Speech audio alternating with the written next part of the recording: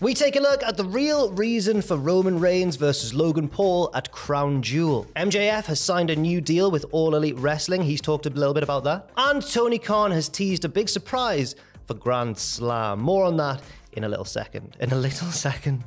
As opposed to a big one, everybody. Yeah, hello everyone, it's Jag and Ross here. A little second. Yeah, we're going to talk about the match that swept the wrestling world. It's taken it by storm and it's not even here yet. Roman Reigns versus Logan Paul at Crown Jewel. There's been press conferences, there's been arguments, Paul Heyman's been getting involved. What do you make of this? I quite like that Paul Heyman was like, if there was one guy from outside the company that I would have as a Paul Heyman guy, it would be Logan Paul, because I appreciate his hustle. I like that part. That's about it so far. But I'm willing to let the story play out. Yeah, definitely. WWE have been promoting this quite heavily now, but not, I mean, I'm assuming that'll ramp up as we get closer to the event. But Dave Meltzer was on Sunday night's main event show on TSN Radio, and he's a bit of an expert in the culture of the youth of Saudi Arabia, Rob. Yes, he is. David Meltzer is a 15-year-old from Saudi Arabia because he says that Logan Paul is a big deal in Saudi Arabia. He is a big deal to the Saudi Arabian prince and the whole thing of these shows. And that's the whole thing of these shows. Doing what the prince wants. Doing what the prince wants, yeah, on his sofa at ringside, having a great time with his bottle of Prime. So Meltzer here is talking about the real reason that WWE have made this match. He also added that this show has nothing to do with selling tickets because it's a solid show. He said, a sold show, excuse me. He said, nothing to do with that. Tickets in Saudi Arabia mean nothing. It's not even part of the game. Of course, TV numbers and whatever. If he draws younger viewers, that's good, but it's not a play for TV ratings. It's a play because the prince wants celebrity figures in Saudi Arabia to build the name of the media of Saudi Arabia, and Logan Paul will get more of the type of press that Saudi Arabia is looking for than Kevin Owens or Seth Rollins. He also went on to say, that's what Saudi Arabia is there for. Saudi Arabia is for matches that the prince wants that will get press attention around the world for Saudi Arabia, so this is a great match for that. I've said the name of the country so many times now. Yep, and Stop everything. sense. It's one of those points where you wonder whether it's Dave speculating or it's Dave providing actual facts, because what he says there just makes sense, doesn't it? You know, Logan Paul, I'd assume, is a bigger name in the wider sphere of the world and media and whatnot than the likes of Kevin Owens and Seth Rollins, who might challenge Roman Reigns for the title. So yeah, everything makes sense that Dave says. And as I'm sat here right now, I just hope that Roman flattens him. The very future, of professional wrestling is in the hands of Roman Reigns in this match for me. I'll tell you what, I'm sure that Roman will win, or I'm nearly certain that Roman will win, but I bet it's not clean. I bet they've got to try and they're going to keep Logan down strong. Yes, I think that Dave's, what he said here is kind of clashed with what Logan was saying. He was talking about how it's to get the younger generation or people outside of wrestling interested. And I think there's probably a bit of truth to both points of view. Oh, big time, yeah. Especially the youth in Saudi Arabia, which Dave Meltzer is down with. He's absolutely down with the kids of Saudi Arabia. MJF, he did a big interview with Ariel Helwani. Oh, God. Was this one allowed, eh? Talked about lots of things. That's how it kicked off the first time, remember? He did an interview with Helwani back in the day, and Tony Khan didn't like that, and then they fell out. No. Well, he was on the MMA Hour with Ariel Helwani and was talking about his new deal with AEW. But Ross, what was the condition of that re-signing, I suppose? Basically confirmed what was said in that little tease before he came back at the end of All Out. He says, it got done, I'm back, I'm making a stupid, absurd amount of money now, and I don't have to sign a contract extension. So that bit's quite crucial because MJF, for even in the past year or two, has been talking about the bidding war of 2024, which is when his contract expires. So even though he signed this new contract, it's still going to expire in 2024. Yeah, and it could just be potentially now the second biggest contract war of 2024 if the Young Bucks' status doesn't get sorted out soon.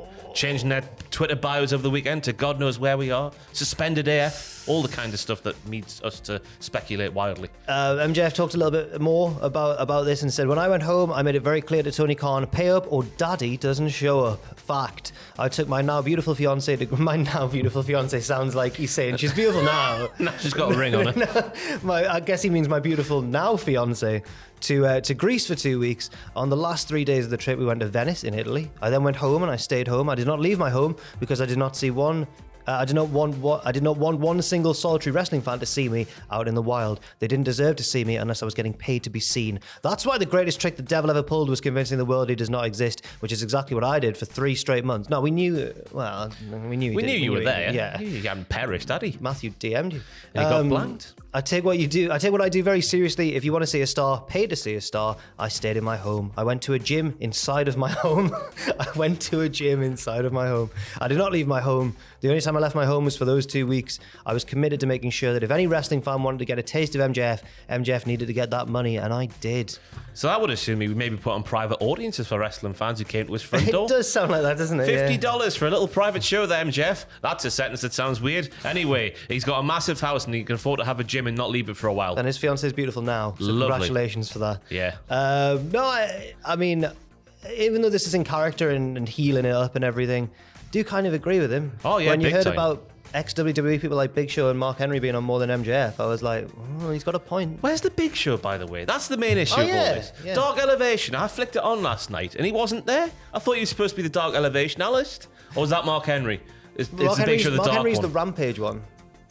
Oh, yeah. Oh, the main event guy. Oh, he does the main event stuff. No, I think Big Show's meant to be on either Dark or Elevation. Where's he gone, everybody? Let me know. MJF's talking about convincing the world he doesn't exist. Big Show, and he's 7 foot tall. I know. He's done a good job. He's the one where you should go for a game of hide and seek because you'll never ever win. It'll just last for several days. Yeah. But I like the fact that, you know, it must have been very tempting in that period. Although I don't know what legal ramifications were in place. Maybe Tony Khan said, you can't do interviews, otherwise I'll sue your ass. Yeah. Or something like that. So it was nice to see him just take a complete radio silence and just leave the word speculating because not enough people do that. The temptation must have been there to do many a shoot interview. Yeah, or at least some Twitter stuff like the Young Bucks are doing. Tony Khan has touted the great success of No, Grand he Slam. hasn't. Yeah, he loves doing this on Twitter, doesn't he? He's also teased a surprise. No, he hasn't. He tweeted saying, surpassed 2021 Grand Slam gate, now so close to the first $1 million AEW gate after 3 straight pay-per-views hitting $1 million for the first time. Wait a minute. Close to the first. Oh, right. So the 3 straight pay-per-views have made $1 million. Now it's close to the first TV because Grand Slam's a TV one. But I look at Grand Slam almost as like an in-between telly and pay-per-view. It's always big. Big special event, isn't it? Yes, he said, I promise you won't want to miss Grand Slam. Super card plus maybe something up my sleeve. A little tiny arm. What that could mean. It's a bag of nuts. Oh, what that could mean, it's anybody's guess because when Tony Khan teases a surprise, sometimes it delivers, sometimes it's a bit like, maybe you've said a bit too much about that one there, Tony Khan. So we'll have to wait and see what happens tomorrow night. The MD Arena match, what rings true to me, that this is the best MD Arena match you'll ever see. Yeah. Or, which was a fine match, or the Christian one. Yeah, and I don't know what people, because I always see this comment, people go, he said he was a Hall of Famer, he said he was a good worker, this, that, and the other. That's all true, but he also said it was one of the, what did he say? It was one of the biggest names ever in the history of professional wrestling. Something that took it a bit too far, that took it away from Christian. So go back and watch what he said before you comment. I was pleased that they got Christian in, but when he'd hyped it up to sound like it was Stone Cold Steve Austin, then I was like, oh. It's Christian. It's Christian.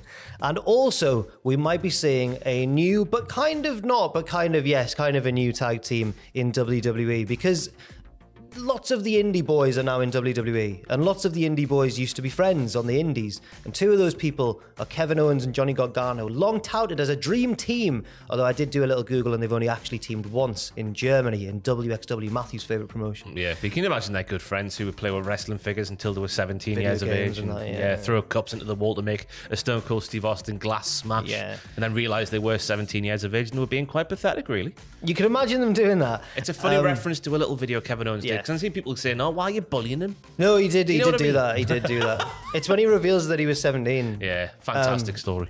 But Johnny Gargano and Kevin Owens, who've made reference before to the fact that they're a tag team called Panda Express, but they're not. It's just them joking around because they both like pandas. Yeah. They could actually be teaming up now on Raw because they both just hate Austin Theory, Rob. Yep. The enemy of my enemy is my friend. Also, my friend is my friend. My friend. Yeah, and it seems as though... Well, first, Owens defeated Theory because Johnny Gargano interfered on last night's Raw. Then later on in the night, Gargano was approached by Alpha Academy, but then Owens came along to stick up for him and challenged them to a tag match on next week's Raw, which they will almost 100% definitely win because it's in Canada and Kevin Owens is Canadian. And they're taking on Alpha Academy, who at the moment are just making everybody but themselves look good. Well, that's not fair. They're doing a really good job. Yeah, they are looking good, but they're also not winning a lot, so they're not looking that good. They could look better. But this is exciting because I assume we will get a nice Panda Appreciation t-shirt like back in the day. Yes. Available to buy with money. Although I don't know if they'll actually be able to use the name Panda Express because I think that's a Chinese restaurant or like takeaway thing in America. Fast food. Yeah. No Panda idea. Express. Just the Panda Appreciation Society. Yeah, the PA. Yeah. The PAS. Entertainer. Yeah, but this is going to be, I assume this is going to be good. Where this is going, like, could they then fall out because they both want to get their hands on Austin Theory and they're both trying to do that at the same time? That's where that could go. How can they coexist? I feel like Triple H won't be able to resist putting them two in a big match. Maybe 2 out of 3 falls or something super NXT-ish. Yeah, I was hoping when he first took over that heel Kevin Owens of like 2015 would come back. But then last week's Raw, I don't want heel Kevin Owens anymore because babyface Kevin Owens literally murdered a man. It was passionate, wasn't it? It was very good indeed. Yes. So that's it for our second news video. If you haven't seen the first one, do check that out on the channel earlier on today, and stay tuned for more news updates and content and videos and all that sort of stuff. Russell, we've gone long enough for this video. Yes, of course we have. You don't have to ask. I've always got my eye on I'm it. sorry, I've done this twice now. I see everything. I did this last week as well. Thanks for watching. Leave your thoughts in the comments down below, and we'll see you very soon.